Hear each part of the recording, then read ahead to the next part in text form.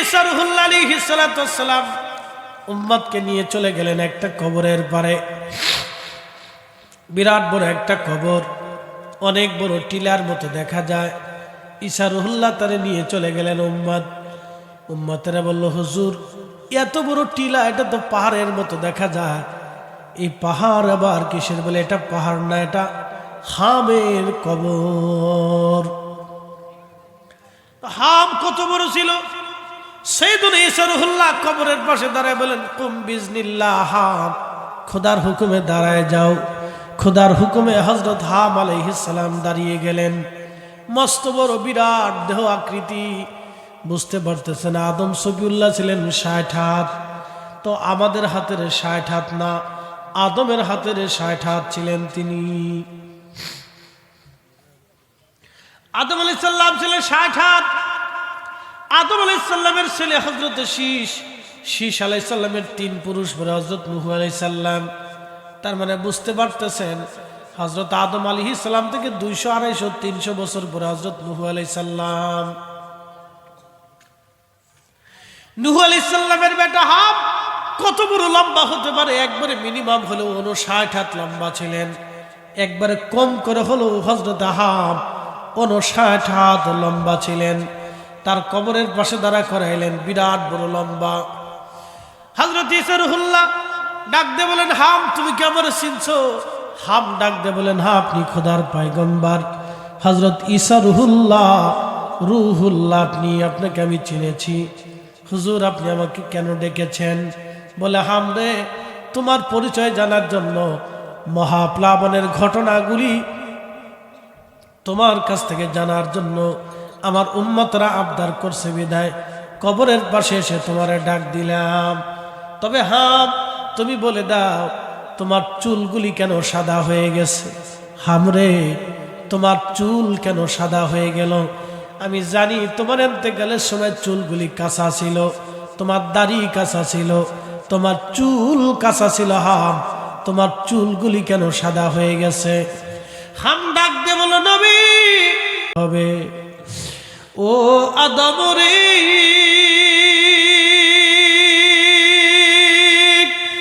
পাক ধরিয়া গেছে দাড়ি, দন্ত বাসে গুটা চারি,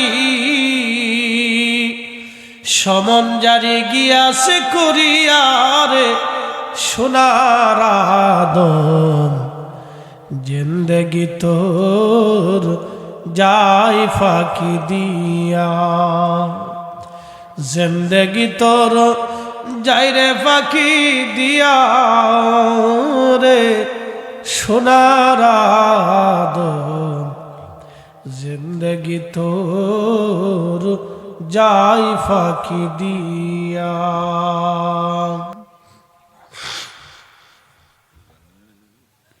হযরত হাম নবী নূহ নবীর বেটা হওয়ার পরেও কিয়ামতের চিন্তায় পেরেশান হয়ে তার কাঁচা চুলগুলি সাদা হয়ে গেল।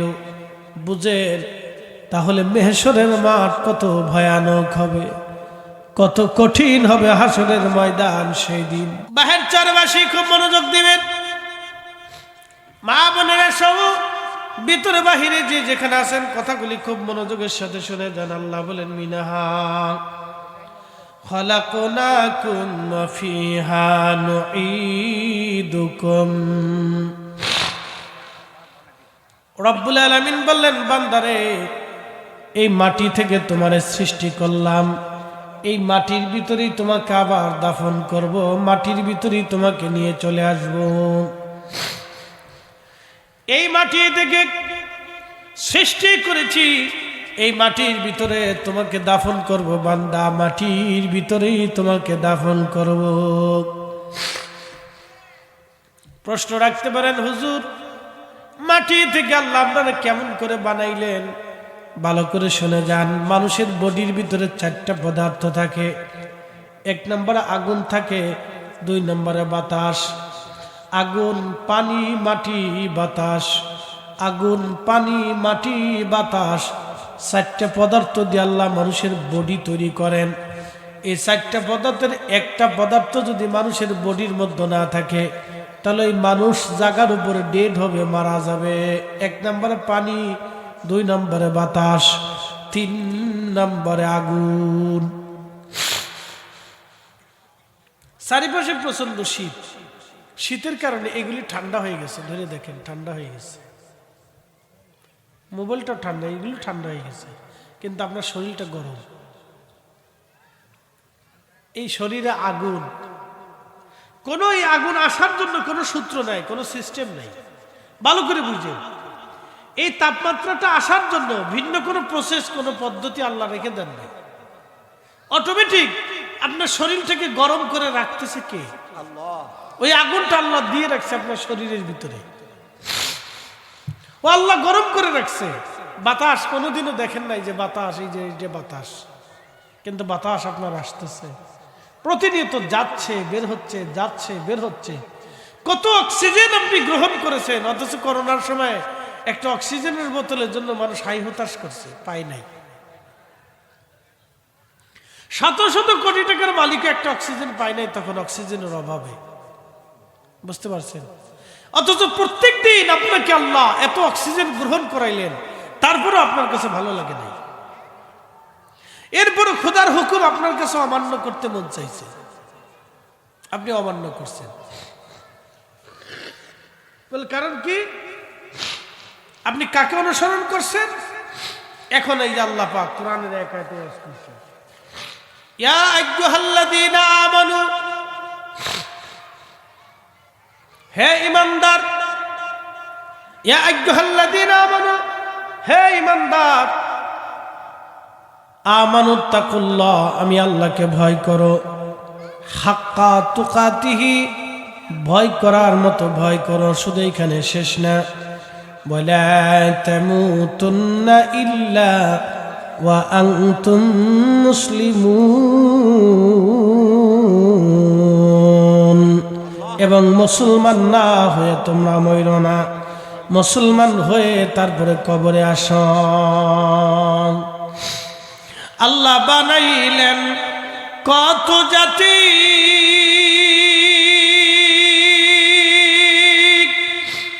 হইল না তার প্রেম প্রীতি। আল্লাহ বানাইলেন কত জাতি, হইল না তার প্রেম প্রীতি। অবশেষে মানুষ বানাই প্রেমের কারণে, প্রেমের ডুরি বান্ধরে মদিনার শনে। আহা, প্রেমের ডুরি বান্ধরে মদিনার শনে। মানুষ বানাইছে আল্লাহ প্রেমের কারণে, মানুষ বানাইছে আল্লাহ প্রেমের কারণে। প্রেমের ডোরি বান্ধরে মদিনার শনে।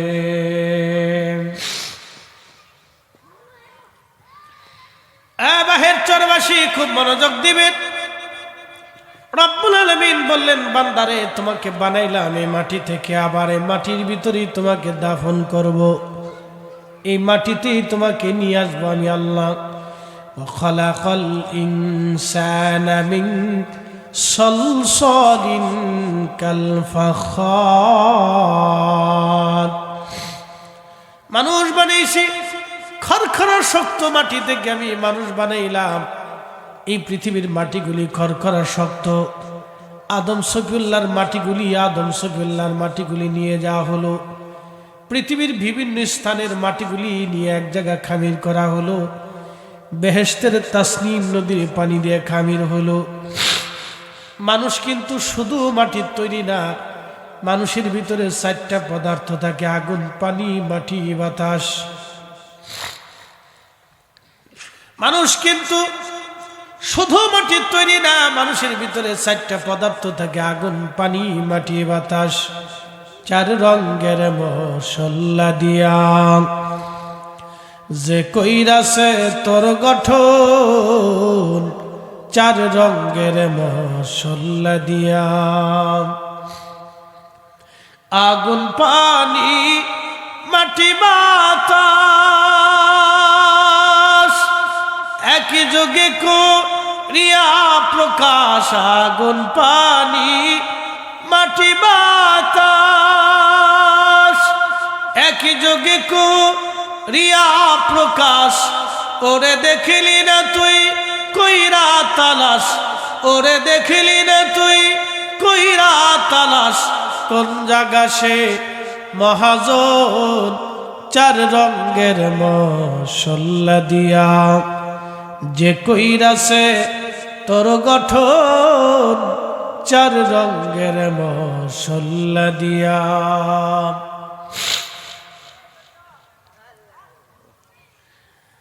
বাহের চরবাসী খুব মনোযোগ দিবেন।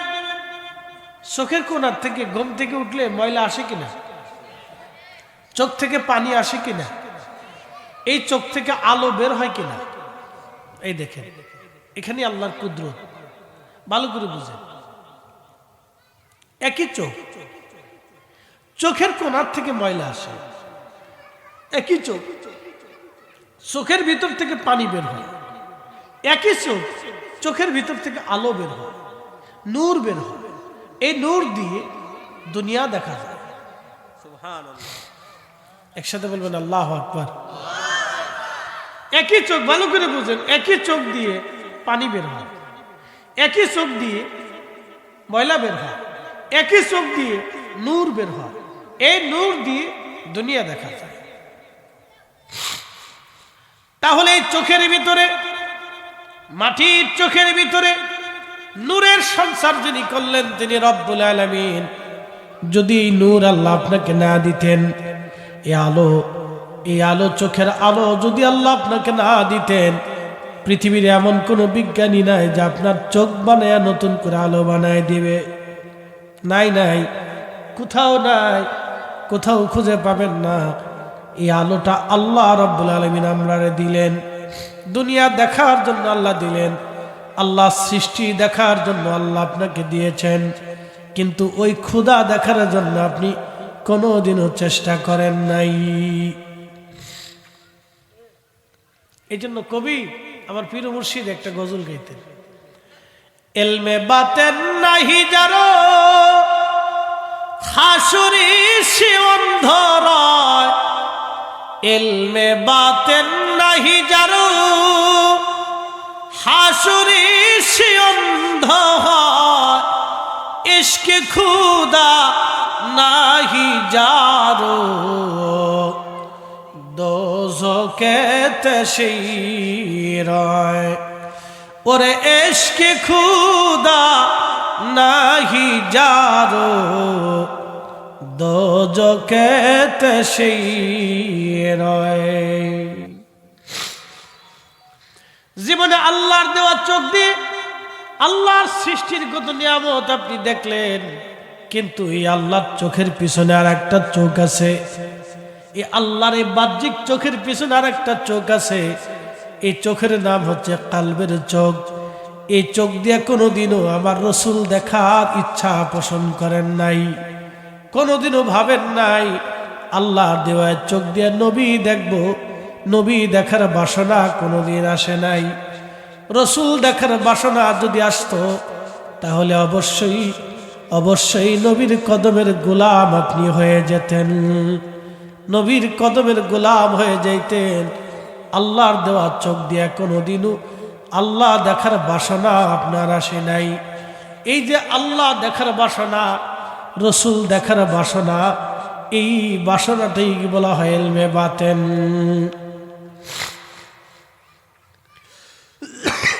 দুনিয়াতে যদি রসুল দেখে না যেতে পারেন তাহলে কবরে রসুল চিনবেন কেমনে? প্রশ্ন করা হবে, মা কুনতা তাকুলু ফি হাক্কে হাজার রজুল। কবরে একটা ইমিগ্রেশন আছে। বিদেশে যারা যান, ভ্রমণে যারা করেন, ইমিগ্রেশনে পাসপোর্ট দাখিল করার পরে তখন ইমিগ্রেশন অফিসার আপনাকে জিজ্ঞেস করে নাম কি, কোথায় যাবেন, কি উদ্দেশ্যে আপনাকে প্রশ্ন করা হয়। যদি ট্যুরিস্ট ভিসা, তাহলে আপনাকে জিজ্ঞাসা করলে আপনাকে ঢুকতে নাও দিতে পারে। এখানে পার্লামেন্টের প্রধানমন্ত্রীর কোনো ক্ষমতা নেই, ইমিগ্রেশন অফিসারের কাছে প্রধানমন্ত্রীর কোনো ক্ষমতা নেই। উনি যদি ইচ্ছা করে ঢুকতে দেবেন, নাহলে সন্দেহ আপনাকে ব্যান করে দেবে, গেট আউট। প্রধানমন্ত্রী ফোন দিলেও কাজ হবে না, বুঝতে পারছেন? এইখানে মারাত্মক জায়গা। ওনার সন্দেহ লাগছে, বলবো এটা হবে না, ওনাকে আমার সন্দেহ লাগছে। যে কাউকে তারা দাঁড়া করে রাখতে পারে, প্রধানমন্ত্রীকেও দাঁড়া করে রাখতে পারে, ওনার ব্যাপারে আমার সন্দেহ আছে। ইমিগ্রেশন অফিসার এত বড় পাওয়ার দিচ্ছে, তার ওইখানে ক্ষমতা, তার ওইখানে আবার বেরোয় আসলে তার 4 পয়সার মূল্য নেই। তো খুব মনোযোগ দিবেন, কবর হচ্ছে মানুষের জীবনের ইমিগ্রেশন। 3টা প্রশ্ন করবে মুনকার নাকির আপনাকে, যদি জবাব দিতে না পারেন আপনার জন্য কঠিন হবে, আর যদি জবাব দিতে পারেন নামকা নামাতিল আরস, আপনার কবরটা আল্লাহ জান্নাতের বাগান বানায় দিবে। আল কবরু রওজাতুম মিন রিয়াজিল জান্নাহ, আপনার কবর আল্লাহ বেহেশতের বাগান বানিয়ে দেবে। বাহের চরবাসী মনোযোগের সাথে কথাগুলি শুনবেন। বাবা আমার কবরে 3টা প্রশ্নের একটা প্রশ্ন, মা কুনতা তাকুলু ফি হাক্কি হাজার রাজুল, এই লোকটাকে তুমি চেনো কিনা? দুনিয়াতে আপনি রসুল দেখেনি নাই, তো কবরে চিনবেন কেমনে বলেন? তাহলে অবস্থা কি হবে বলেন তো?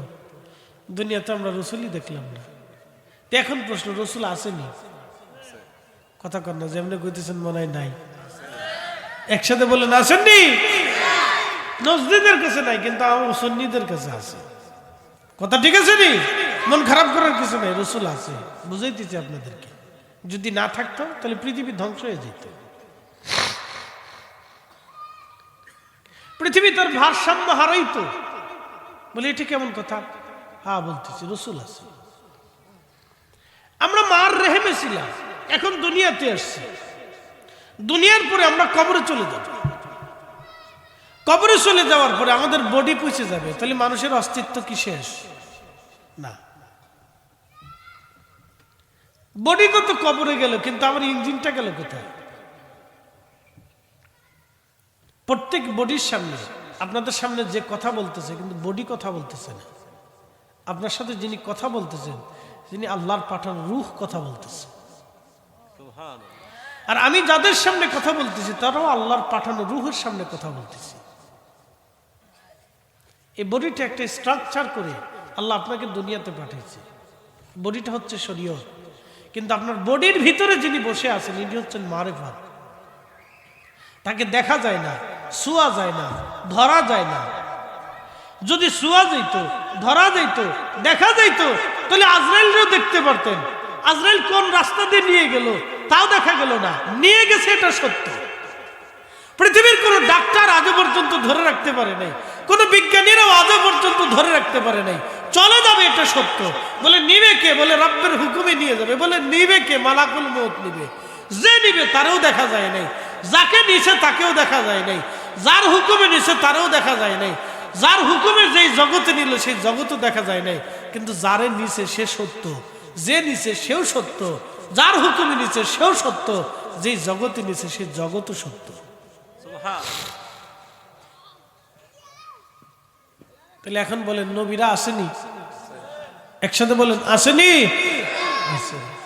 এটা সহজ হিসেবে আপনাকে বুঝাই দিলাম, দলিলে যাইনি, বাস্তবতার নিরিখে বুঝাইলাম। নবীরা আছে। শুধু নবীরাই থাকে না, যে মানুষগুলি মারা যায় সেই মানুষদেরও আত্মা থাকে, রূহ কবরে থাকে। এই জন্য কবরের পাশে দাঁড়ায় একটা সালাম দেয়, আসসালামু আলাইকুম ইয়া আহলাল কবুর আল মুসলিমুন আল মুসলিমাত। ও মুসলমান নরনারীরা, তোমরার উপরে আল্লাহর রহমত ও শান্তি বর্ষিত হোক। যেটা মরে গেছে গা, পয়সে গেছে গা মাটির সাথে, তারা সালাম দিলাম কিতা? বডি পয়সে গেছে কিন্তু রুহু বসে নাই। আল্লাহর এই বডির সাথে কোনো বক্তব্য নেই। বক্তব্য হচ্ছে যে আমার ভিতরে যিনি বসে আছেন কথা বলতেছে, ওনার সাথে বক্তব্য আল্লাহর। তোমাকে পাঠিয়েছিলাম। এই জন্য মানুষ মারা যাওয়ার পরে আমরা একটা দোয়া পড়ি, ইন্না লিল্লাহ, নিশ্চয় আল্লাহর জন্য, ওয়া ইন্না ইলাইহি রাজিউন, আমরা আল্লাহর কাছে ফিরে যাব। কার কাছে ফিরে যাব? আমরা সারা বছরই দোয়া পড়ি, কিন্তু দোয়ার মর্ম বুঝি নেই। আজকে বুঝাই দিলাম। একসাথে বলেন, ফিরে যাব কার কাছে? যাওয়ার সময় কিন্তু কোনো বয়স নেই, ছোট্ট বাচ্চাটাকেও নিয়ে যেতে পারে। কোনো বয়স নেই। প্রেসিডেন্টকে নিয়ে যাবে, প্রধান উপদেষ্টা নিয়ে যাবে, সে যতই সুদের কারবারি করে হাজার হাজার কোটি টাকার মালিক হোক, কাজ হবে না। ওনারা নিয়ে যাবে, মানে আল্লাহ নিয়ে চলে যাবে। জিজ্ঞাসা করবে গ্রামীণ ব্যাংক করছিল কোন উদ্দেশ্যে, কত পার্সেন্টেজ তুমি নিছো, কত টাকা জমা করছো, এবার হিসাব কইসে বুঝিয়ে দাও। এটা কি বৈধ ছিল না অবৈধ ছিল? ব্যারাক করছিলেন, সেরাক ধরেই ছিলেন, এনজিও করছিলেন, 1 লক্ষ টাকা টাকা দিছো তুমি, 20,000 টাকা অতিরিক্ত লাভ নিছো, টাকা দিয়ে টাকার ব্যবসা, কোন কিতাবে কোন সিস্টেমে আল্লাহ আমি আল্লাহ বৈধ করছিলাম, তুমি আমার হিসাব বুঝাও, আমারে বুঝাই দাও। তুমি 1 লক্ষ টাকা একজনকে দিয়ে 20,000 টাকা লাভ নিলা, কোন হিসেবে নিলা আমার বুঝাও। আমি আল্লাহ তো এটা বৈধ করিনি, এটা আমি হারাম করছিলাম। কেন করছিলাম? যে টাকা দেয় তার লাভ হয়, যে টাকা নেয় তার কোনোদিনও লাভ হয় না। আমার বুঝান যে কি লাভ হয়েছে? কোনো লাভ হয়। বলে হুজুর তাহলে বিকল্প ব্যবস্থা কি? আল্লাহ বিকল্প ব্যবস্থা একটা দিয়ে দিয়েছিলেন, বলে আমার রসুল পাঠিয়েছিলাম, আমার রসুল শিখাইছিল তোমরা আমার উম্মত, তোমরার ভিতরে আমি একটা জিনিস রেখে গেলাম আমানত, আমানতের সাথে রেখে গেলাম কর্জে হাসানা। আমার কোন উম্মত যদি বিপদগ্রস্ত হয়, তাহলে তোমার কাছে এসে যদি কিছু টাকা হাওলাত চায়, ধার্য চায়, তাহলে তুমি তাকে টাকা হাওলাত দিবা। আর আমার উম্মতকে আমি রেখে আসছিলাম, উম্মত তুমি টাকা হাওলাত দিলে যত টাইমে ফেরত দেওয়ার ইচ্ছা এবং কথা ছিল সেই টাইম মতো কথা মোতাবেক তুমি ফেরত দিবা, কিন্তু উম্মত টাকা ফেরত দেয় না। কি কথা কর না কে? যে টাকা নেয় সে সহজে টাকা ফেরত দেয় দেয় না। টাকা উঠাইতে গেলে ঝগড়া করতে হয়, মারামারি করতে হয়, জীবন শেষ হয়ে যায়। আর কাগজ কলম ছাড়া যদি দেন তাহলে কাজ হয়ে গেছে। তাহলে কয়েকদিন পরে কবে যে আমি টাকাই নিই নি। এরা মুসলমান, মুসলমানের এই চরিত্রের কারণে আজকে মুসলমানের অধঃপতন, গরিব যে গরিবই রয়ে গেছে, আর কোনোদিন ধনী হয় নাই। বুঝতে পারছেন? আমাদের গ্রামে 2-4 জন ধনী আছে না? কি কথা কান না কেন? 2-4 জন আছে না? এই 2-4 জন যদি ইচ্ছা করে যে আমার গ্রামের আরো 20 জনকে আমি ধনী বানাবো, চেষ্টা করলে পারে। কিন্তু কেন করে না জানেন? এই হিংসার জন্য না, আরো কারণ আছে। আমাদের দেশের কিছু মানুষ আছে অকৃতজ্ঞ। অকৃতজ্ঞ বলে হুজুর এটা আবার কি? সে ক্ষুধার কৃতজ্ঞতা আদায় করে, তা বান্নার কৃতজ্ঞতা আদায় করবে কেমনে? এ জাতি নিজের বাপ মানে খাইতে দিতে চায় না, তো বড় ভাই উপকার করলে তারে একবার আইকালে বাস দিয়ে দিবে। বুঝতে পারছেন? মনে কিছু নিয়ে না, আমরা আমানত নষ্ট করে ফেলছি। আমাদের দায়িত্ব ছিল যে উপকার করে তাকে ধন্যবাদ দেওয়া এবং তার প্রতি কৃতজ্ঞ থাকা, কিন্তু আমরা কেউ কৃতজ্ঞ থাকি না।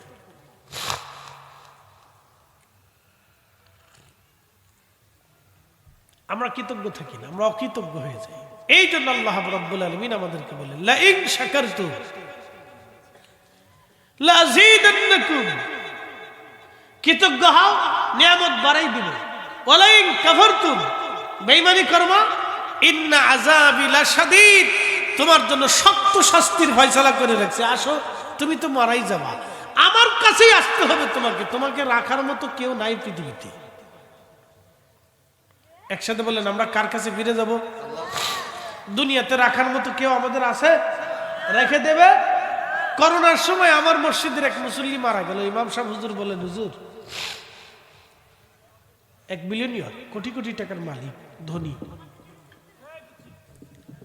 মারা যাওয়ার পরে ভদ্রলোক আমাকে বলতেছে, হুজুর আমরা গোসল দিলেন, করোনার রোগী কেউ গোসল দিতে চায় না, হুজুর আমরা গোসল দিলাম, কাফন দাফন পড়াইলাম, কবর খনন করলাম, জানাজাও পড়াইলাম। কলিজার টুকরো ছেলেটাকে 10টা বার ফোন দিছি, একটা বার আপনার বাবার চেহারাটা দেখে যান, কবরে নিয়ে যান। শোনেন বাস্তবতা, 10টা বার ফোন দিছি, আপনার বাবারে একটা নজর দেখে যান, কবরে নিয়ে চলে যাবো। আমরা সব শেষ করে ফেলছি, শুধু একটু দেখে যান। কেন? বাবার করোনা হয়েছে, হুজুর আপনার এই কাজ সারেন। বাস্তবতা থেকে বলতেছি, বুঝতে পারছেন? এটা জীবন, এটাই বাংলার মানুষ। এতটা অকৃতজ্ঞ মানুষ, এত অকৃতজ্ঞ, ভাবলে গা শির উঠবে আপনার। এই জন্য আল্লাহ বলেন যদি বেঈমানি করো, ইন্না আযাবি লাশাদীদ, শক্ত শাস্তি দেব তোমাকে। কুত্তা জীবনেও বেঈমানি করে না, মরে যাবে, বেঈমানি করবে না। আপনি ওকে একটু খাবার দিবেন আর একটু আদব দিবেন, ও আপনার জন্য জীবন দিবেন, বেঈমানি করবে না। বলে হুজুর কুত্তা বেঈমানি করে না কেন? আল্লাহ ওকে সৃষ্টি করে দুনিয়াতে পাঠিয়েছে, যদি আমার বান্দার সাথে বেঈমানি করবি না, ও বেঈমানি করে না। একটা বিড়াল আপনার সাথে বেঈমানি করবে না, খাবার দিবে না, আপনার ইঁদুর মারবে, পোকা মারবে, সাপ ঢুকতে দিবে না, জিন ঢুকতে দিবে না, আপনার বাড়ি পাহারা দিবে, আপনার কাছে ঘুমাবে, আপনাকে পাহারা দিবে। সে গরু খাবার দিবে না, আপনাকে দুধ দিবে, লাথি দিবে না, গুতা দিবে না, মারবে না, আপনাকে হত্যা করবে না। সে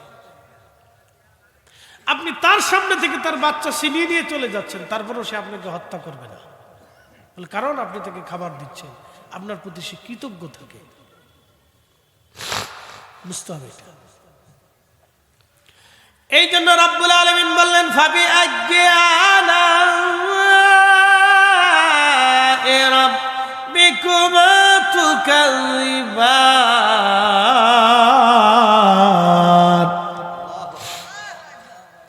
এ মানুষ এবং জিন, আমি আল্লাহর দেওয়া কোন কোন নিয়ামত আছে তুমি অস্বীকার করবা? তুমি বলো আমি আল্লাহর কোন কোন নিয়ামত অস্বীকার করবা? বলো আমি আল্লাহর কোন কোন নিয়ামত অস্বীকার করবা? তুমি বলো।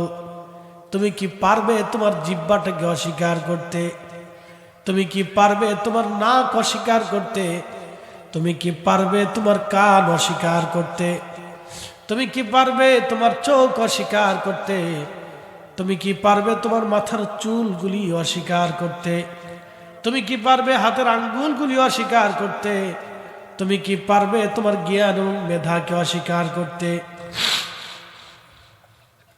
বিজ্ঞানীরা বলে মানুষ মরে যাওয়াটা কোনো আশ্চর্য না, ম্যান ইজ মর্টাল, মানুষ মরণশীল, মানুষ মারা যাবে, মানুষ মারা যাবে।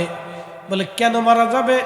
মানুষের শরীরে ৩,৫০০ রোগ আছে, ৩,৫০০ রোগ। কোনো না কোনো একটা রোগ আপনার শরীরে দানা বেঁধে থাকে। আপনাদের সামনে আমি ওয়াজ করতেছি, কিন্তু আমার নাকে সর্দি আছে, ঠান্ডা লেগে আছে। আমি ওয়াজ করতেছি ঠিক আছে, কিন্তু আমার অসুস্থতা আছে। আপনি বসে আছেন, আপনার কোনো না কোনো অসুস্থতার শরীর আছে, ডাক্তারের কাছে যা চিকিৎসা করে নেওয়া যায়। দেখেন কোনো না কোনো একটা রোগ আপনার শরীর থেকে বের হচ্ছে যে আপনার এই সমস্যা আছে, যান আপনি ডাক্তারের কাছে চলে যান। যদি না থাকে তাহলে আমি হাতে ঘড়ি বাদ দিয়ে চুরি করবো, কোনোদিন ওয়াজ করবো না। বলে হুজুর আল্লাহ রোগ কেন দিছে? একমাত্র রোগ আল্লাহ দিছিল না ফেরাউনকে। ফেরাউনকে যখন রোগ না দিছে তখন এই ফেরাউনকে আনা রাব্বুকুমুল আলা, আমি এই দেশের বড় খোদা। হ্যাঁ আপনি নাউজুবিল্লাহ করতেছেন। আপনারও যদি রোগ না থাকে নিজের সাথে খোদা হয়ে যাবেন শেষে। আপনি নিজে কোন বেটা আমার সাথে আছে নাকি রেখে না?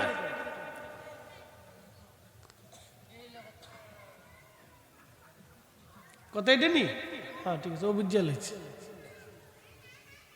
এই জন্য রোগ দিয়ে রাখে। রোগ যদি না দিত তাহলে আপনিও ফেরাউন হয়ে যেতেন। রোগ দিয়ে আপনার আত্মাটাকে দুর্বল করে রাখা হয় যেন তুমি খোদার দিকে রুজু হয়ে যায়। এই জন্য পৃথিবীর সব মানুষের আল্লাহ রোগ দিছে। হিন্দু, ওর শরীরে রোগ আছে, ও দেখবেন রোগে পড়িয়া ওই মা দুর্গার সামনে সেজদা করে, মা দুর্গা, মা বাঁচাও, মা আমারে বাঁচাও। তার বিশ্বাসে সে বলতেছে। কি কথা ঠিক আছে না? এটা তার বিশ্বাস, আমি কটাক্ষ করতেছি না, বলতেছি মা আমারে বাঁচাও। বলে না ভাই, খ্রিস্টান যদি রোগে পড়ে যায়, কঠিন মুসিবতে পড়ছে, ওষুধে কাজ হয় না, তখন এই ক্রুশের সামনে যে খালি ক্রুশের মুখ চুমায়, ভগবান যিশু আপনি আমার বাঁচান, আমি বিপদে আছি। ওর ধর্ম অনুযায়ী সে বলতেছে।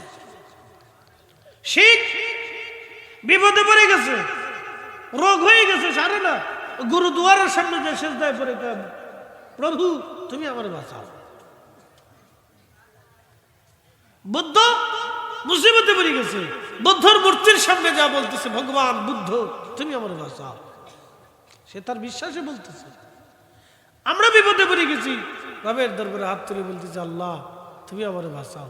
যদি রোগ না হইতো, বিপদ না হইতো, পেটে ক্ষুধা না থাকতো, অভাব যদি না দিত, চোখ যদি দুর্বল না বানাইতো, শরীর যদি বৃদ্ধতা না আসতো, যদি চুল না থাকতো, বয়স হয়ে যাওয়ার পরে যদি শরীর নুব্জ না হইতো তোর এই মুরব্বিও সেজদায় পড়তো না, আমার চিরস্তি বেড়া। এটা আল্লাহ, উনি আল্লাহ, উনি সেই রব। قل اللهم مالك الملك تؤتي الملك من تشاء وتنزع الملك ممن تشاء। উনি রাজত্ব দেন, আবার রাজত্ব ছিনিয়ে নেন। বলে হুজুর দেওয়ার পরে সিনাই কেন নেন? দেওয়ার পরে যদি সিনাই না নেয় তাহলে ফেরাউন হয়ে যাবে। ফেরাউন একটু রাজত্ব দেওয়ার পরে দেখছেন আনা রাব্বুকুমুল আলা, দেওয়ার পরে যদি সিনাই না নেয় তো নমরুদ হয়ে যাবে। 1000 বছর নমরুদ পৃথিবী শাসন করেছিল, 1000 বছর। 1000 বছরে 400 বছর খালি জুতার বাড়ি খেয়েছে। 600 বছর রাজত্ব করার পরে খোদা অস্বীকার করে বলে আনা রাব্বুকুমুল আলা, আমি বড় খোদা। আল্লাহ বলতেছে তোরে মারার জন্য আমার বেশি কিছু দরকার নেই, একটা ল্যাংড়া মশা ঢুকাই দিয়েছে নাকের ভিতর দিয়ে। ল্যাংড়া মশা নাকের ভিতরে ঢুকিয়ে মগজের ভিতরে ক্রুশ করে কামড় দেয়। আর নমরুদ কে রে ইস, তখন ওই সময় তো আর চিকিৎসা নাই। মাথার ভিতরে বাড়ি দিলে আল্লাহকে মাথায় আঘাত করলে তুই একটু চুপ থাকিস, তোর বাটাম চালান দিতেছি। শোনেন আল্লাহ শাস্তি, ইন্না বাতশা রাব্বিকা লাশাদীদ, আল্লাহর শক্ত ধরা, খুব মজবুত ধরা, ছোটা কোনো সিস্টেম নাই। তাকাব্বুরি করেন না, পৃথিবীতে অহংকার করেন না, ধ্বংস হয়ে যাবে। তাহলে আল্লাহর এমন এক শাস্তি আসবে যে শাস্তি তিলে তিলে আপনাকে ধ্বংস করে দিবে, একবার তিলে তিলে মারবে, তিলে তিলে শেষ করবে, একবার তিলে তিলে বাটাম চালান দিবে আল্লাহ। 400 বছর পর্যন্ত নমরুদের এমন পিটানি দিল আল্লাহ। 400 বছর পর্যন্ত মাথার ভিতরে যন্ত্রণা নিয়ে বেঁচেছিল নমরুদ।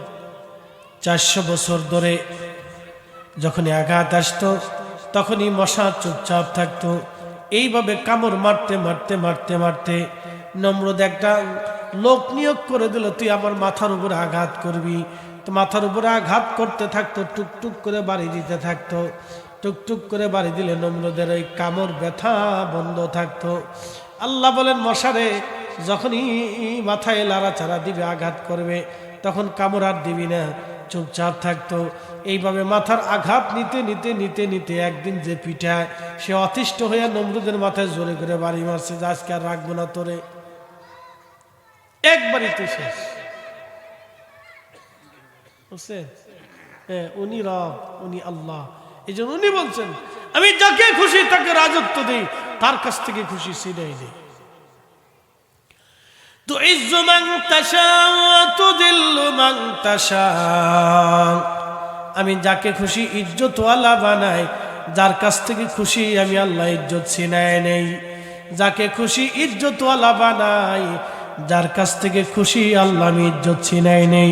আল্লাহ তার ওলিদেরকে এমন একটা ইজ্জত দিয়েছে যে ইজ্জত টাকা দিয়ে কেনা যায় না, সে ইজ্জত আরশে মুআল্লা থেকে বন্টন হয়। একবার জোরে বলা যাবে কি আল্লাহু আকবার। আল্লাহ তার ওলিদেরকে এমন একটা ইজ্জত দিয়েছে আরশে মুআল্লা থেকে বন্টন হয়। ইজ্জত আরশে মুআল্লা থেকে। পৃথিবীর কোন ভোটে ওলি নির্বাচন হয় না, সামনে নির্বাচন আসবে, কে এমপি হবে, কে মন্ত্রী হবে, কে প্রেসিডেন্ট প্রধানমন্ত্রী হবে, কোন দলের কে বিজয় হবে, এটা মানুষ ভোট কেন্দ্রে যা ভোট দিবে এবং ভোট দেওয়ার পরে তারা নির্বাচন করবে। কেউ ভোট বেশি পাবে, কেউ ভোট কম পাবে, কেউ ভোট পায় এমপি হবে, কেউ এমপি হবে না। এবার আপনারা বলেন তো, শাহজালাল রহমতুল্লাহ আলাইহি শাহজালাল হয়েছিলেন বাংলাদেশের মানুষের ভোটে না আল্লাহর সিদ্ধান্তে? এইবার বুঝে গেছে। এই জন্য ওনাদের সাথে কেউ যদি বেয়াদবি করে, মানে আদালি ওয়ালিয়ান, কেউ যদি আমার ওলির সাথে নাফরমানি করো, বেয়াদবি করো, যুদ্ধ করো, ওলির সাথে দুশমনি করো, ফাকাদ আযানতুহু বিল হারব, আমি রব্বুল আলামিন তোমার সাথে যুদ্ধ করব, কারণ আমি ওনাকে নির্বাচন করছি, তুমি করো না। আমি ওনাকে মনোনীত করেছি, তুমি করো না। আমি ওনাকে পছন্দ করেছি, তোমার পছন্দ আমি অলি বানাইনি, আমি আল্লাহর পছন্দ হয়েছে। সূত্রটা আপনাকে বুঝতে হবে, সূত্র বুঝতে হবে। এই জন্য তো মাজার অনেকে ভাঙতেছে, ভাঙতে ভাঙতে কোন পাগলেরটা ভাঙবেন, কোন অরিজিনালটা একবার ভাঙবেন, আর একবার ভাঙার পরে যে আল্লাহর খোদার পক্ষ থেকে লানত আসবে, এই লানতের শেষ আপনি তবকার শুটেই পারবেন না। এমন তবকা আসবে, যেই তবকার পরে এমন এক বাটাম চালান আসবে, যেই চালানের কোনো শেষ থাকবে না। এই জন্য হিসাব কিতাব করে ভাঙেন, ভাঙেন তো খুব হিসাব করে ভাঙেন, বুঝে সুঝে ভাঙেন, নাহলে কিন্তু লানতি তোক দিয়ে এসে যাবে।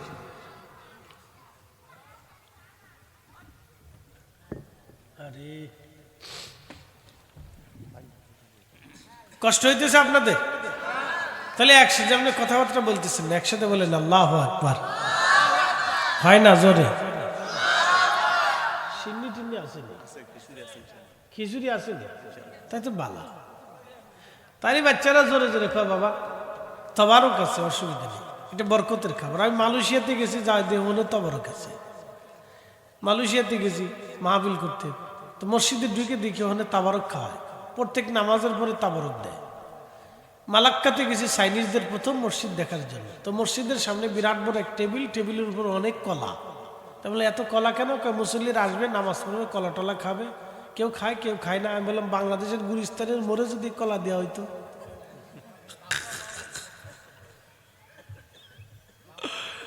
যদি বলে বাংলাদেশের গুলিস্তানের মোড়ে দিলে কলাও শেষ, গামলাও শেষ, যারা কলা খাবে তারাও শেষ। মেড ইন বাংলাদেশ, কলা পরে রয়েছে, খাওয়ার মানুষ নেই, কেউ খাচ্ছে কেউ খাচ্ছে না। আর আমরা জিলাপি পিছনে রেখে নাম সামনের দিন নামাজে গেলে পিছনে দেখুন জিলাপি নেই, ফোলাফানে লুয়ে ফলাইছে। তাহলে অর্থ হলো আমাদের এই অসুস্থতা কবে শেষ হবে আমরা নিজেরাও জানি না। এই ধরনের কিন্তু এক ধরনের অসুস্থতা, সাইকোলজিক্যাল প্রবলেম, এটা বাচ্চারা ছোটকাল থেকে এইভাবে তৈরি হয়। সাইকোলজিক্যাল প্রবলেম, বাচ্চারা ছোটকাল থেকে এই চিন্তা চেতনা নিয়ে বড় হতে থাকে। এটা ফ্যামিলিগত অনেক প্রবলেম আছে, মনে কিছু নিয়েন না, ডোন্ট মাইন্ড, মনে কিছু নেবেন না। আপনি একটা জাপানের বাচ্চা দেখে দেখবেন, ও জাপানের বাচ্চাটা তৈরি হওয়ার সময় জ্ঞানী বিজ্ঞানী হয়ে তৈরি হয়। ছোটকাল থেকে ওরা শিক্ষা মেধার উপরে তৈরি হয়। ওদের দেশের ছেলেমেয়েরা এইগুলির বান্দামি করার টাইম পর্যন্ত পায় না, সব কাজের উপরে থাকে, অল টাইম কাজের উপরে থাকে, লেখাপড়ার উপরে থাকে। আর আমাদের ভার্সিটিগুলিতে পড়াশোনা কদ্দূর করবে, তার অর্ধেক হলো পড়াশোনা, অর্ধেক হলো রাজনীতি। বাপরে বাপ, কত বড় নেতা এক একজন, কিতা পড়াশোনা করে। আর এই সাঁতার পড়াশোনা দিয়ে কি হবে বলেন তো? এটা বিজ্ঞানী তৈরি হয় না, এটা বড় কোনো মেধাবী তৈরি হয় না, কিচ্ছু হয় না। ইউনিভার্সিটি থেকে পড়ে এসে বাপ মানে খাইতে দেয় না, তাহলে লেখাপড়া কি হবে বলেন তো? কিছু হবে? কিছু হবে না। মুসলমান খুব মনোযোগ দিবেন, ভালো করে শুনে যাবেন। রব্বুল আলামিন কেন দুনিয়াতে আমাদের পাঠাইলেন, কারণ কি, কিসের জন্য আল্লাহ পাঠাইলেন? আল্লাহ রব্বুল আলামিন আমাদেরকে দুনিয়াতে পাঠাইলেন, আবার রব আমরারে নিয়ে চলে যাবেন।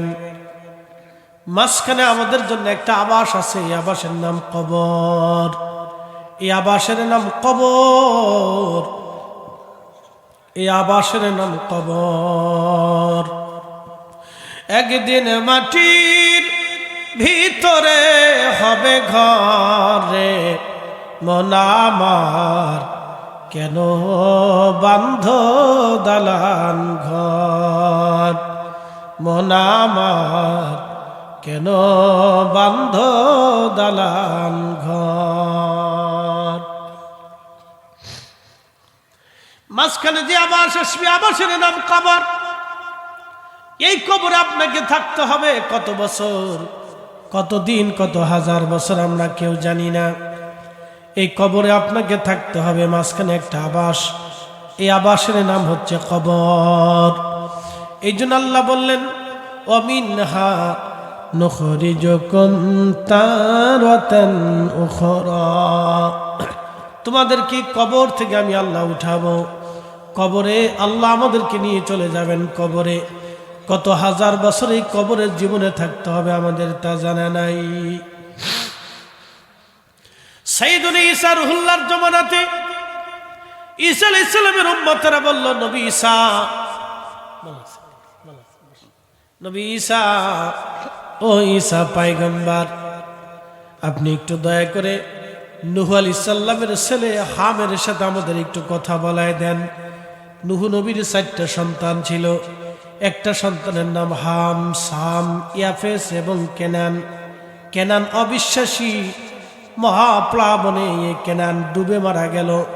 3টা বেটা তার জীবনে বেঁচে ছিল, হাম, সাম, ইয়াফেস, কেনান। হাম, সাম, ইয়াফেস। ইয়াফেসের বংশধর হলো আফ্রিকানরা, আর হামের বংশধর হলো আরবরা, সামের বংশধর হলো অনারবরা। আরবরা হলো হামের বংশধর, সামের বংশধর হলো অনারবরা, এবং ইয়াফেসের বংশধর হলো আফ্রিকানরা। দেখবেন যত আফ্রিকান আছে সব কালা এবং সব নিগ্রো। কোটি কোটি আফ্রিকানরা কালা নিগ্রো। পুরা আফ্রিকাতে শুধু নিগ্রো, কালা আর কালা। এমনকি বিকট বিকট তাদের চেহারা দেখবেন, এবং তাদের অনেকের শরীর থেকে দুর্গন্ধ আসে।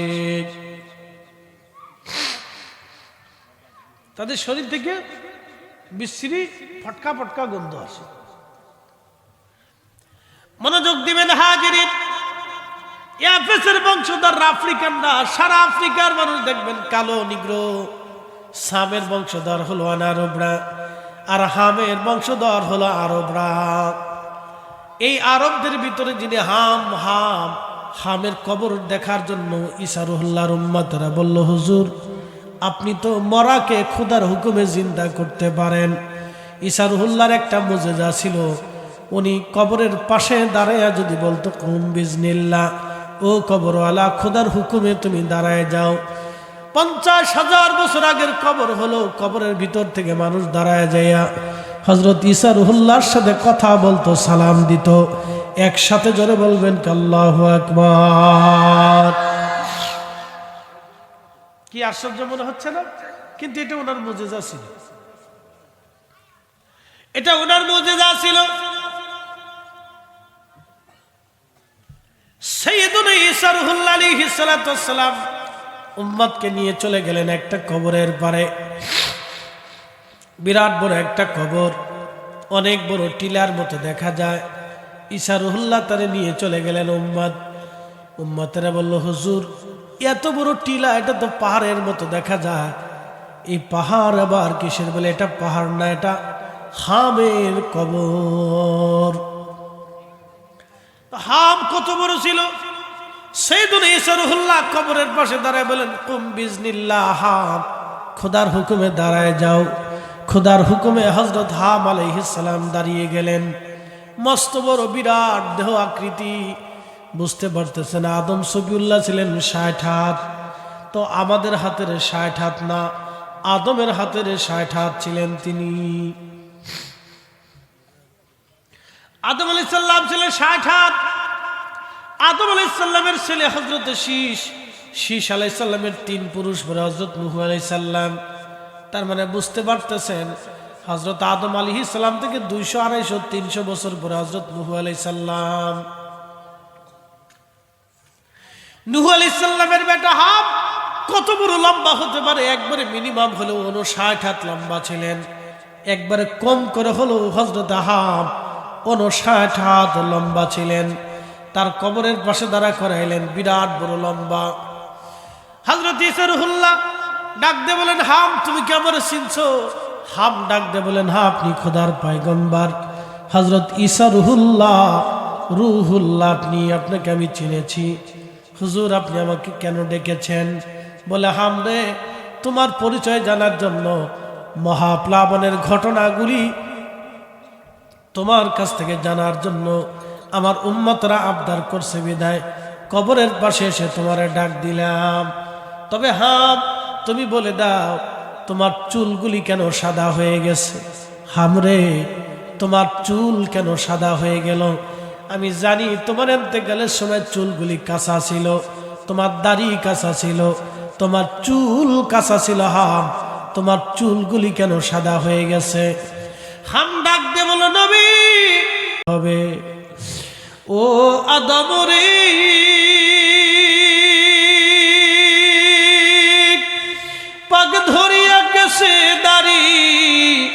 দন্তবাসে গোটাচারি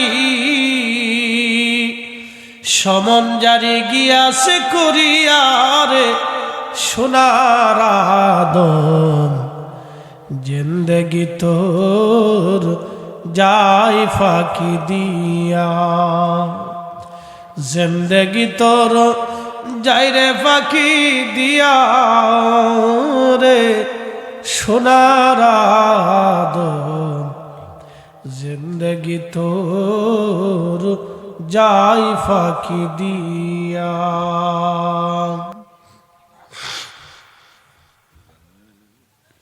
হাজরাতে হাম নবী নূহ নবীর বেটা হওয়ার পরেও কিয়ামতের চিন্তায় পেরেশান হয়ে তার কাঁচা চুলগুলি সাদা হয়ে গেল।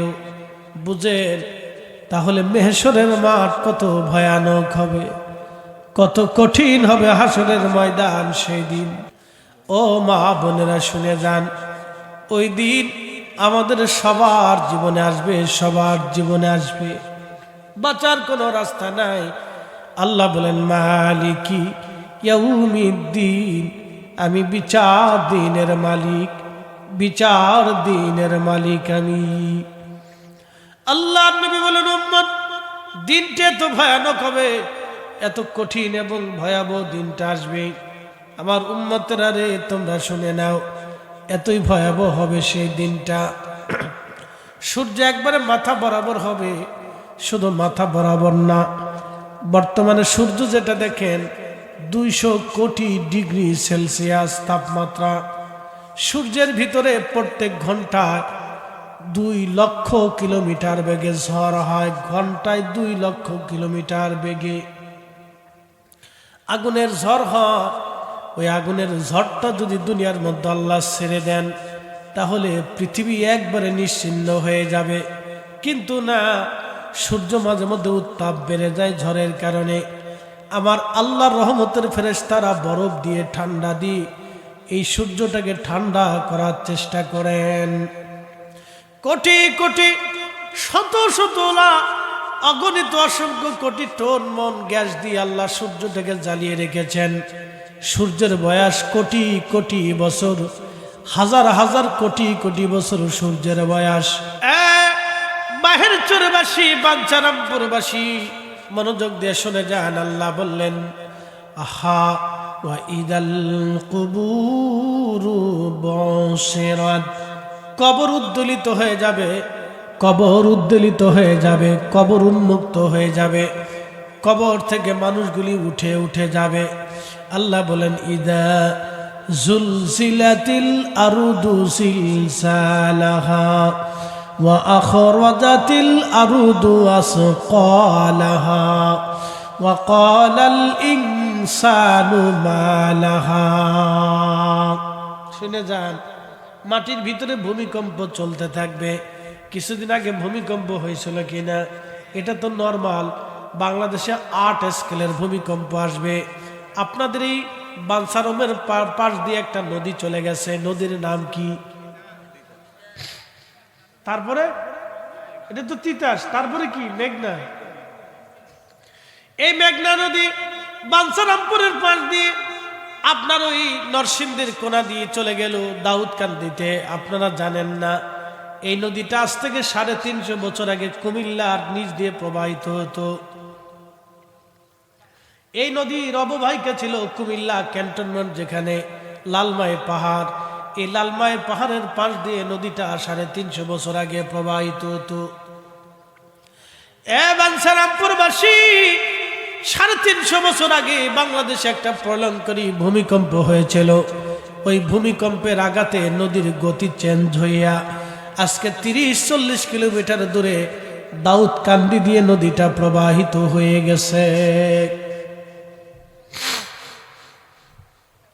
350 বছর আগে যদি নদীর গতি পরিবর্তন হয়ে যায় তাহলে আপনি শুনেন, 8 স্কেলের ভূমিকম্প যদি বাংলাদেশে হয়, আমাদের রাজধানী ঢাকা শহর একবারে নিশ্চিহ্ন হয়ে যাবে।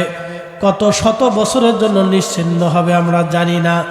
এই শহরের 65% থেকে 75% বিল্ডিং ধসে পড়ে যাবে, সমস্ত নগরগুলি মিসমার হয়ে যাবে, 50 লক্ষ মানুষ স্পট ডেড হবে, জাগার উপরে মারা যাবে।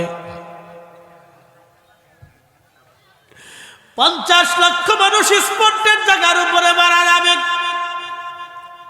এই মঞ্চরামপুরবাসী, কোন ক্ষমতা আমাদের হাতের ভিতরে নাই, সব ক্ষমতা যার, তিনি আল্লাহ। আল্লাহ আল্লাহ আল্লাহ, ক্ষমতার মালিক আমার আল্লাহ। বাঞ্ছারামপুরবাসী, আল্লাহ রাব্বুল আলামিন বলেন, ইজা জিলাতিল আরদু জিলজালাহা, পৃথিবী আপন প্রকম্পে প্রকম্পিত হতে থাকবে, কাঁপতে থাকবে, ঝরঝর করে কাঁপতে থাকবে। কোটি কোটি বিল্ডিং থাকলেও ভেঙে ভেঙে পড়তে থাকবে। ঠিক তখনই আমার আল্লাহ বললেন, ওয়াতাকুনুল জিবালু কালইহিনিল মানফুস, পাহাড়গুলি ধ্বনিত পশমের মতো উড়ে উড়ে চলে যাবে। আমি মাউন্ট এভারেস্ট দেখার জন্য দার্জিলিং গিয়েছিলাম। দার্জিলিং, যদি কোনোদিন দার্জিলিং যান তো দার্জিলিং দেখবেন অত্যন্ত সুন্দর একটা জায়গা। এবং শিলিগুড়ি থেকে 70 কিলোমিটার পাহাড়ি রাস্তা বেয়ে বেয়ে তারপরে দার্জিলিং যাওয়া লাগে। একটা পাহাড় বেয়ে বেয়ে বেয়ে বেয়ে ওঠা লাগে। খুবই দুর্বিদ্ধ এবং কঠিন দার্জিলিং। সফর অত্যন্ত সুন্দর এবং আবহাওয়া খুবই মনোরম, সবসময় ঠান্ডা থাকে। দার্জিলিং যাওয়ার আগে সবচেয়ে উঁচু শহরের নাম হচ্ছে ঘুম। এই শহরের নামটাই হচ্ছে ঘুম শহর। এই ঘুম পার হয়ে তারপরে দার্জিলিং যাওয়া লাগে। এই ঘুমে অল টাইম মেঘ উড়ে উড়ে উড়ে উড়ে আসে। আমি মালয়েশিয়ার গেন্টিং হাইল্যান্ডে গিয়েছিলাম। সুউচ্চ ভূমি থেকে ৬,০০০ ফিট উচ্চতা, ৬,০০০ ফিট। আর মাউন্ট এভারেস্ট পাহাড় হলো ২৯,০০০ ফিট। আর গেন্টিং হাইল্যান্ড হলো ৬,০০০ ফিট উপরে। অল টাইম ঠান্ডা বাতাস আসতে থাকে আর মেঘ উড়ে উড়ে উড়ে উড়ে যায়।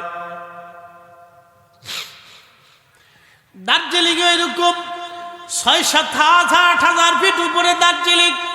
দার্জিলিং থেকে একবারে মাউন্ট এভারেস্ট কাছাকাছি দেখা যায়। ২৯,০০০ ফিট, বিরাট বড় এই পাহাড়। পৃথিবীর সবচেয়ে বড় পাহাড়ের নাম হচ্ছে মাউন্ট এভারেস্ট। আল্লাহ পাক বলেন, ওয়াতাকুনুল জিবালু কালইহিনিল মানফুস, এই পাহাড়টা উড়ে উড়ে উড়ে উড়ে চলে যাবে। ধ্বনিত পশম যেরকম উড়ে চলে যায়, পাহাড় উড়ে চলে যাবে। পাহাড়গুলি উড়ে চলে যাবে, পৃথিবী কাঁপতে থাকবে। শুধু কাঁপবে না, পৃথিবীর নিচে যত সোনা দানা মণিমুক্তা আছে, যত দামি দামি ধাতব পদার্থ আছে, সব বের হয়ে যাবে। মানুষের আফসোস করবে, যে ডাকাত অন্যের স্বর্ণ অলংকার চুরি করে নিয়েছিল, সেই ডাকাত সেদিন হাসরের ময়দানে দাঁড়ায় স্বর্ণগুলি দেখে বলবে, আহা, আমি এই স্বর্ণের জন্যে মানুষ খুন করেছিলাম, আমি এই স্বর্ণের জন্য অন্যের বাড়ি ডাকাতি করেছিলাম।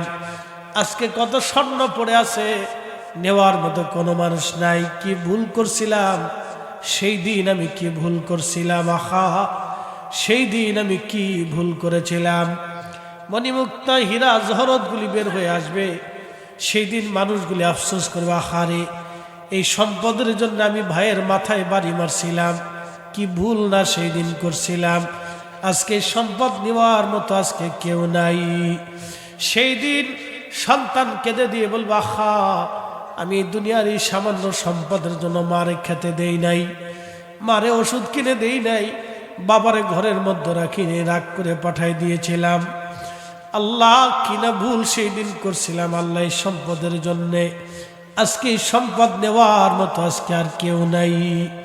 ওয়া আখরাজাতিল আরদু আসকালাহা, পৃথিবীর মাটিগুলি মাটির ভিতর থেকে সব বের করে দিবে। সেই দিন এই মানুষগুলি আফসোস করে বলবে, আহারে, এই সম্পদের জন্য আমরা মারামারি করেছিলাম, খুন করেছিলাম, আজকে কত সম্পদই পড়ে রইল, কেউ ধরার মানুষ নাই। কি ভুল করছিলাম দুনিয়াতে।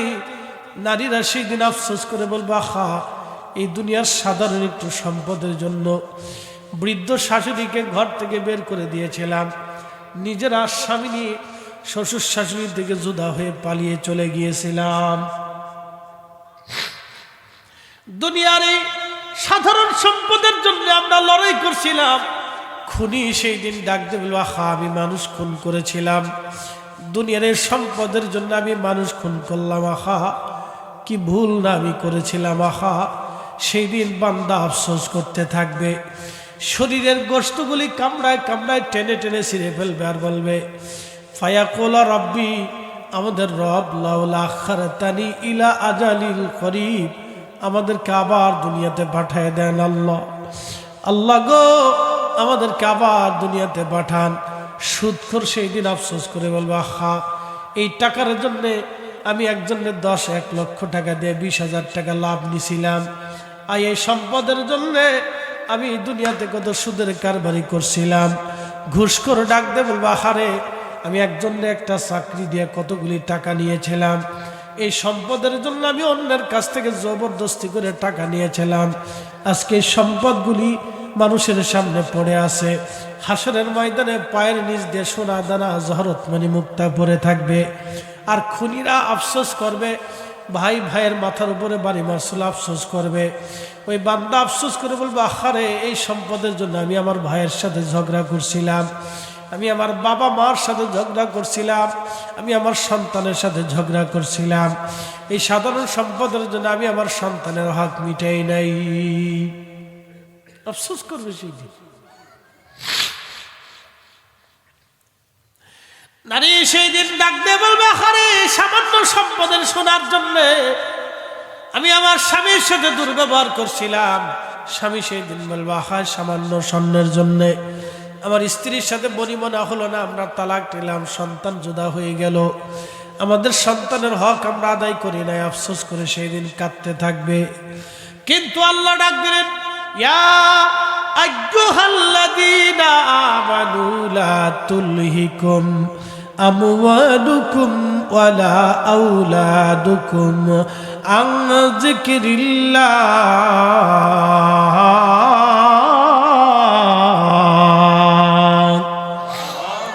একদিন মাটির ভিতরে হবে ঘরে, মন আমার কেন বান্ধ দালান ঘর, মন আমার কেন বান্ধ দালান ঘর। সেই কিয়ামতের ময়দানে মানুষগুলো আফসোস করতে থাকবে। আমার আল্লাহ বলেন, ওয়াতিয়াউমা ইয়াকুনুন নাসু কাল ফারাশিল মাবসুস। সেই দিন মানুষগুলি কিয়ামতের ময়দানে বিক্ষিপ্ত পতঙ্গের মতো দৌড়া দৌড়ি ছোটাছুটি করতে থাকবে, কেউ কারো চেহারার দিকে তাকাবে না। আমার শরীর আজকে সুন্দর শাল আপনারা দেখতেছেন, এটা আমাকে আজ আরাম দিচ্ছে, কিন্তু কিয়ামতের ময়দানে কারো শরীরে পোশাক থাকবে না। সেই দিন সবাই বস্ত্রহীন থাকবে। আজকে প্রেসিডেন্ট ট্রাম্প বলেন, প্রেসিডেন্ট পুতিন বলেন, প্রেসিডেন্ট শি জিনপিং বলেন, অথবা সৌদির বাদশাহ বলেন, পৃথিবীর শত শত হাজার হাজার বিলিয়নিয়ার কোটি কোটি টাকার মালিক বলেন, কিয়ামতের ময়দানে সেই দিন তারা বস্ত্রহীন হয়ে থাকবে, বস্ত্রহীন।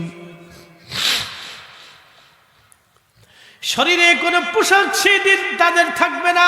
ও মুসলমান, বাহের চরবাসী বাঞ্চারম্বরবাসী শুনে যান, এই জন্য জমি নিয়ে মারামারি করবেন না, সম্পদ নিয়ে ঝগড়া করবেন না, অন্যের হক নিয়ে মারামারি করবেন না, অন্যের অধিকার নিয়ে ঝগড়া করবেন না, স্বামী স্ত্রী ঝগড়া করবেন না, ভাই ভাই দ্বন্দ্ব করবেন না, সন্তান পিতামাতার সাথে দুর্ব্যবহার করবেন না, কারণ কিয়ামতের ময়দানে সব হবে মূল্যহীন, মূল্যহীন, মূল্যহীন। এলমে বাতেন নাহি যারো হাসরে সে অন্ধ হয়, ইশকে খুদা নাহি যারো দোজকেতে সেই রয়।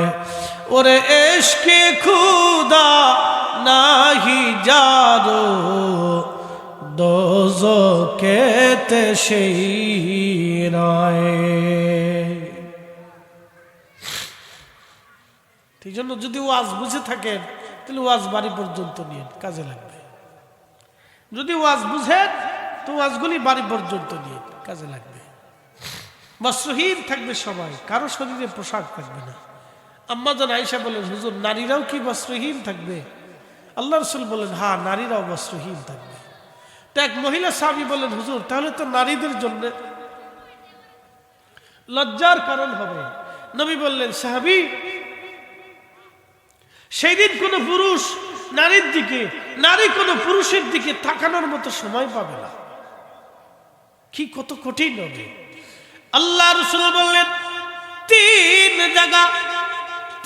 জায়গা সন্তান মায়ের পরিচয় দিবে না, মা সন্তানের পরিচয় দিবে না, বাবা সন্তানের পরিচয় দিবে না, সন্তান বাবার পরিচয় দিবে না। যেই মা কলিজা দিয়ে সন্তানকে ভালোবাসে সেই মাটাও তিন জায়গা কোনো পরিচয় দিবে না। যেই বাবাটা কলিজার ভিতর থেকে সন্তানটাকে ভালোবাসে সেই বাবাটাও কোনোদিনও সন্তানের পরিচয় দেবে না। তিন জায়গা সন্তান বাবা মার পরিচয় দিবে না। সাহাবীরা বলেন, হুজুর কোন জায়গা? নবী বললেন, মিজানের পাল্লায় যখন গুনার পাল্লা নেকের পাল্লা ওজন শুরু হয়ে যাবে তখন সন্তান বাবার পরিচয় দিবে না, বাবা সন্তানের পরিচয় দিবে না। উম্মতেরা রে, ডান হাতে বাম হাতে আমলনামা দেওয়ার সময় কেউ কারো পরিচয় দিবে না। আর একটা জায়গার নাম হচ্ছে মিউনিসিপাল সিরাতের ঘাটে। কেউ বিদ্যুৎ গতিতে পার হবে, কেউ দ্রুত গতিতে ঘোড়ার গতিতে পার হবে, কেউ উটের গতিতে পার হবে, কেউ হেঁটে হেঁটে পার হবে, কেউ হামাগুড়ি দিয়ে পার হবে। নবী আমার ডাকতে বলেন, সাহাবীরা সেই দিন কেউ কারো আপন হবে না, মা সন্তানের পরিচয় দিবে না, সন্তান মার পরিচয় দিবে না। খাদিম রাসূল হযরত আনাস বলেন, ইয়া রাসূলুল্লাহি ইয়া হাবিবাল্লাহ, নবীজি আপনি আমারে ওয়াদা করে যান কিয়ামতের ময়দানে আপনি আমাকে সারা জান্নাতে যাবেন না। আল্লাহর নবী বললেন, খাদেম রে 10টা বছর আমার খেদমত করছো, আমি নবী ওয়াদা করলাম তোমারে সারা আমি বেহেশত যাব না। একবার জোরে বলা যাবে কি ইয়া রাসূলুল্লাহ? আল্লাহ নবী ডাকতে কানাসি, তোমারে সারা আমি জান্নাতে যাব না। আনাস জোরে বলুন আল্লাহু আকবার। না হয় না, জোরে বলেন ইয়া রাসূলুল্লাহ। এই জন্য কাজী নজরুল লিখেছিলেন, শ্রেষ্ঠ নবী দিলাম রে তরিয়ে নিতে রোজা হাসরে, শ্রেষ্ঠ নবী দিলাম রে তরিয়ে নিতে রোজা হাসরে, পথ না ভুলি তাই তো দিলে পাক কুরআনের বাণী, খুদা তোমার মেহেরবানি। সুন্দর ফুল সুন্দর ফল মিঠা নদীর পানি, খুদা তোমার মেহেরবানি।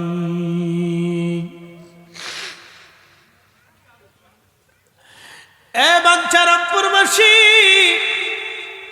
কঠিন ওই দিনে নবীজি বললেন, আনাস তোমার সারা জান্নাতে আমি যাব না। সেদিন হযরত আনাস ডাক দিয়ে বলেন, ইয়া নবী আল্লাহ, মেহশরের মাঠে কোটি কোটি উম্মতের বীরা আপনাকে কোথায় যে খুঁজে পাবো? নবীজি বলেন, আয় আনাস রে, মিজানের পাল্লার কাছে তুমি গেলে আমারে পাবা। বলে, হুজুর মিজানের পাল্লায় যদি না পাই তাহলে তুমি আমাকে ওই হাউজে কাউসারে খুঁজে পাবা। বলে, হুজুর হাউজে কাউসারে যদি আপনারে খুঁজে না পাই, নবী বলেন, আনাস রে আমারে তুমি মিজান ফুলসিরাতের ঘাটে গেলে খুঁজে পাবা। এই 3 জায়গায় আমি নবী অবস্থান নেব, আমার উম্মত যেন জাহান্নামে চলে না যায়। উম্মত রে, মিজানের পাল্লার পাশে আমি তোমার অপেক্ষায় দাঁড়িয়ে থাকবো। এই সময় তোমার মা তোমাকে ভুলে যাবে, তোমার বাবা তোমাকে ভুলে যাবে, তোমার আত্মীয় স্বজন তোমাকে ভুলে যাবে, তোমার কথা কেউ মনে রাখবে না। কিন্তু আমি রাসূল ওই দিন তোমার জন্য মিজানের পাল্লায় দাঁড়ায় থাকবো। কিন্তু প্রশ্ন, ফরিদ হুজুর আমরাও কি সেই দিন পাবো কিনা? হা, পাবেন, যদি উম্মতের মতো উম্মত হতে পারেন। যদি উম্মতের মতো উম্মত হতে পারেন তাহলে আশা করা যায় কিয়ামতের ময়দানে আপনি আমার রাসূলকে পেতে পারেন উম্মতের মতো উম্মত হলে। উম্মতের মতো উম্মত যদি হাত তাহলে নবী পেতে পারে না। বাঞ্ছারামপুরবাসী, উম্মত হওয়া লাগবে, উম্মত হতে হবে, উম্মতের মতো উম্মত যদি হতে পারেন তাহলে আশা করা যায় কিয়ামতের ময়দানে আপনি রসুলের দিদার পেয়ে যেতে পারেন। আর একবার যদি রসুল পেয়ে যান তাহলে আপনার জীবন বড় বুলন্দ হয়ে গেল, আপনি বেঁচে গেলেন। নতুবা আপনি ধ্বংস, বড় কঠিন, বড় ভয়াবহ, বড় কঠিন, বড় ভয়াবহ। আল্লাহ আমরারে হেফাজত করুক, জোরে দোয়া করে বলেন আমিন। ও তোর পিছে পিছে ঘুরছে সামান, পিছে পিছে ঘুরছে সামান, কোন দিন জানি তোর হয় সামন জারি। দেখ না মন ঝাঁক মারিয়ে দুনিয়াদারি, ভাই বন্ধু আপন জনা সঙ্গে তোমার কেউ যাবে না রে। ও তোর খালি হাতি একা পথে, ও তোর খালি হাতি একা পথে যাইতে হবে মন বেরিয়ে। দেখ না মন ঝাঁক মারিয়ে দুনিয়াদারি, দেখ না মন ঝাঁক মারিয়ে দুনিয়াদারি।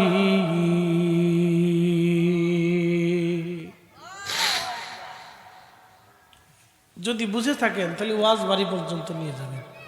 লম্বা ওয়াজ, 1.5 ঘন্টা একটানা ওয়াজ করছি, সুযোগ দেনি আপনাদেরকে। কেউ বুঝছেন, কেউ বুঝেন নাই, কেউ আসছেন, কেউ আসেন নাই, কেউ বাড়িতে বসে দিচ্ছে, অসুবিধা নেই। কতদিন বসে থাকবেন? হাত্তা যুরতুমুল মাকাবির, কবরের পরে আর কোনো সুযোগ নেই। তবে ঘর থেকে আপনাকে একদিন বের করাই হবে, এটি চির সত্য। থাকার কোনো সুযোগ নেই, যত সুন্দর করেই বানান। এই জন্য বাহলুল পাগল ছিল, মজ্জুব ছিল। কিছু মজ্জুবরা আল্লাহর ওলি হয়, আরে কিছু মজ্জুবরা আল্লাহর ওলি হয়ে থাকে। তো বাহলুল আল্লাহর মজ্জুব ছিল। খলিফা হারুন রশিদ রহমতুল্লাহ একদিন যাচ্ছে গোরস্থানের পাশ দিয়ে, তো বাহলুল দৌড়ে যা বলতেছে, এই পাগল দাঁড়াও। তো খলিফা হাসে, বাহলুল রে, তোরে মানুষ পাগল বলে আর তুই কিনা আমারে পাগল বলতেছিস। বাহলুল ডাক দেখে, খলিফা তুমি পাগল না তো আমি পাগল। বলে আমি কেমনে পাগল হলাম বলো তো বাহলুল? আরে বাচ্চাগুলোর একটু সরান না, কি একটা অবস্থা। 1.5 ঘন্টা ওয়াজ করলাম, বুঝলেন না? আমাদের মতো বক্তা আসার পরও যদি আপনাদের ভালো না লাগে তাহলে ভালো লাগবে কারটা বলেন তো? তাহলে আপনাদেরকে একবারে মিশর থেকে মধু নিয়ে আসতে হবে নাকি কারি বাসেট আনতে হবে? বাচ্চাদেরকে নিজের কাছে রাখেন, ওটা জিনে ধরবে তো না। সত্য কথা বলতেছি, শুনে যান। আল্লাহ রসুল মুসনাদ ইমামে আজমের ভিতরে একটা হাদিস আসে, নবী বলছেন সন্ধ্যা নামার পরে তোমরা তোমাদের বাচ্চাদেরকে নিজেদের নিয়ন্ত্রণে রাখো, কারণ রাত আসার পরে আল্লাহ একটা বিশেষ জাতিকে পৃথিবীতে বিচরণের হুকুম প্রদান করে থাকেন। ওই সময় ওদেরকে অধিকার দেওয়া হয়, সেটা জিন জাতি। সন্ধ্যা নামার সাথে সাথে দেখবেন পৃথিবীর সমস্ত প্রাণী মাখলুক ঘরে ফিরে চলে আসে, সব মাখলুকরা ঘরে চলে আসবে। পাখি তার বাসায় আসবে, সাপ তার গর্তে লুকাবে, সব প্রাণীরাই ভিতরে চলে আসার চেষ্টা করে, মানুষ তার ঘরে ফিরে চলে আসে। রাতের আধারে জিনদেরকে আল্লাহ বিচরণের হুকুম দেয়, বুঝতে পারছেন? এই জন্য রাতে চলাটা একবারে সহজ ভাববেন না। রাতে চললে বাচ্চাদেরকে হিসাবে রাখবেন, নারী এবং বাচ্চা দুইটা জাতিকে সন্ধ্যা নামার পরে একটু হিসাবে রাখবেন, তা না হলে বিপদে পড়ে যাবেন। তো এই জন্য আপনারা আপনাদের সন্তানদেরকে নিজেদের নিয়ন্ত্রণে রাখেন। আল্লাহ কবুল করুক, জোরে বলেন আমিন। আচ্ছা, ঠিক আছে। তো প্রিয় উপস্থিতি, আমি আপনাদেরকে নিয়ে হাসর এবং কবর নিয়ে কিছু কথা বলছি। আমলের দরকার আছে কিনা নেই? আমল করে যদি ভাবেন যে হুজুর হাসরের ময়দানে দাঁড়াইতে হবে, তাহলে দুনিয়ার থেকে কিছু নেক কাজ নিয়ে যাবেন। বলে হুজুর নেক কাজ কি? 1 নম্বরে হালাল খাবার নিয়ে যাবে, নতুবা বাটাম চালান হয়ে যাবে, জীবনের কোনো ইবাদত কবুল হবে না। শেষ ওয়াজ আমার এই যে বলতেছি, আমার হাতে চা আছে, এই চার ভিতরে যদি 1 ফোঁটা গরুর পেশাব ছেড়ে দেন, আর এই পেশাব দিয়ে যদি আমি আপনাদের সামনে এখন এই চাটা খাই, তাহলে আপনি কি বলবেন? আপনি বলবেন ধুর, লোকটা হারামও বুঝে না, হালালও বুঝে না, কি ওয়াজ শুনবো, এটা দাওয়াত করছে কেন? হ্যাঁ, কেন দাওয়াত করছে? হুজুর গরুর সোনা খেয়ে ফেললো, তাতে তো আমি হারাম খাওয়ার কারণে আমার বডিটা নাপাক হয়ে যাবে। আচ্ছা, ভিতরে যদি নাপাক হয়, তাহলে আপনি বলেন বাইরে ওযু করে কি হবে? যদি ভিতরে নাপাক হয়, তো বাইরে ওযু করে কি হবে? এই জন্য যারা নেশা করে তাদের শরীর নাপাক থাকে। ও আর শেষ।